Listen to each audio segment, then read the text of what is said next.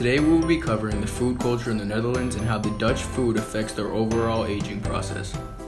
Let's take a look at how food in the Netherlands affects the average person throughout their life. Take Han for example. Han is a 7-year-old boy who lives in the Netherlands. Just as anyone, the food in Han's diet will greatly affect all aspects of his life, certainly on his overall health and how aging affects him later in life. In this video, we'll watch over Han and the decisions he makes concerning his diet and watch the effects it will have on him as he grows older. Han is from Amsterdam in North Holland, where the food culture is very unique and important to the people there. One food Amsterdam is famous for is herring. Here we will see American children eating Dutch herring for the first time via a video from Hi-Ho Kids. Is that fish inside? It is a fish. It's a herring. What does it smell like? Pickles. I love pickles.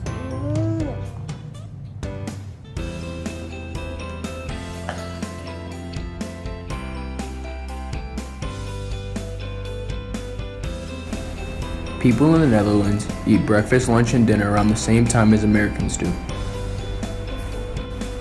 Commonly in Dutch culture, breakfast is very light and just consists of bread with some type of topping, such as jam, honey, hazelnut spread, or a Dutch favorite, hagelslag.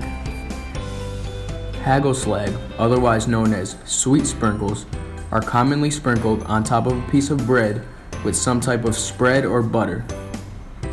Lunch for a common Dutch person consists of a small sandwich, often just brown bread with cheese, around half a pint of buttermilk with some type of fruit alongside. The biggest meal around the Dutch table is dinner. A classic Dutch dinner usually consists of some type of meat, 2 vegetables, and potatoes. These traditional meals should provide Han with a well-balanced diet, as all of them are relatively light and have a good amount of nutrients. This Dutch diet shouldn't cause any significant aging on Han's body in any one area. If Han eats these meals and maintains an active lifestyle, he should have low morbidity throughout his entire adult life.